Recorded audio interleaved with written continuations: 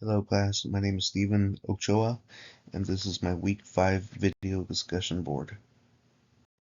To overview today's presentation, I will be providing an introduction into the type of training that is needed for the building department and inspectors for the city of Harupa Valley, the foundations for the training, as well as providing an applicable scenario/dilemma where appropriate response measures could be utilized.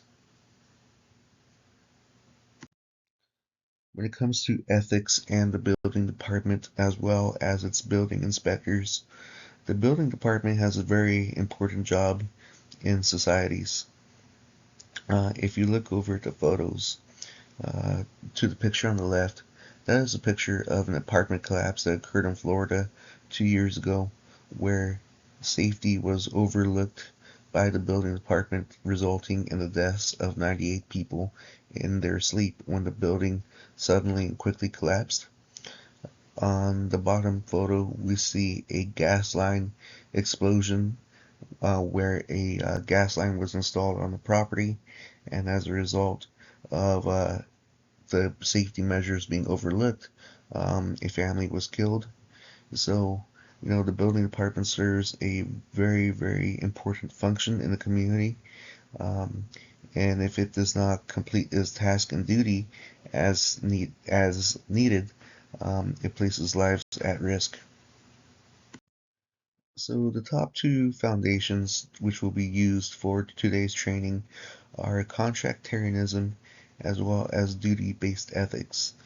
When it comes to contractarianism, it can be assessed that the building department is a government agency which is funded by taxpayer dollars. As such, residents expect the building department to inspect the homes when they're built, offices, warehouses, shopping centers. It is this expectation or the social contract between the City Hall building department and the residents, which provides funding and resources for the building department. If the building department does not engage or carry out these duties to the best of its ability, it would be a failure in that social contract that it has established with the residents of the community. Secondly, duty-based ethics also applies.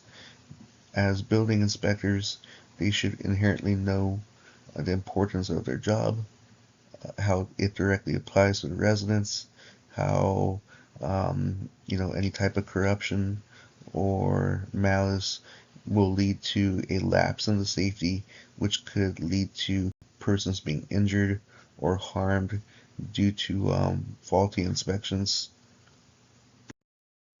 So, an ethical dilemma which has been encountered by numerous building inspectors, regardless of city, is, for example, building inspectors are regularly gifted gratuities in the form of rare alcohol bottles, concert ticket, restaurant vouchers, and other perks of doing inspections for developers. The developers, they usually portray these as, sometimes cultural exchanges or just normal business practices. It can leave the building inspector feeling bad for not taking these gifts or gratuities out of hurting the feelings of the developer or construction company. However, this also puts the building inspector in an awkward position because, there is a chance that the building inspector might fail the job duty or the job site for improper safety measures within the structure. So this can cause an ethical dilemma between the building inspector and the gifter, leaving the building inspector wondering if they should take the gift card or gratuity or whatever has been offered to the building inspector.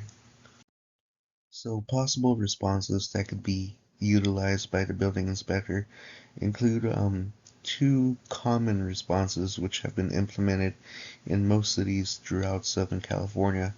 The first response can be a flat-out denial or rejection of gratuity or gift which is being offered by the developer or construction company, though it might make the building inspector feel awkward or insult the developer or building inspector.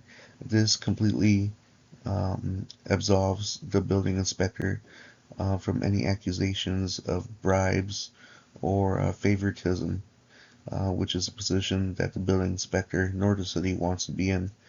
The second option, which is utilized, is to convey to the developer or the building inspector that no personal gifts can be accepted by the building inspector.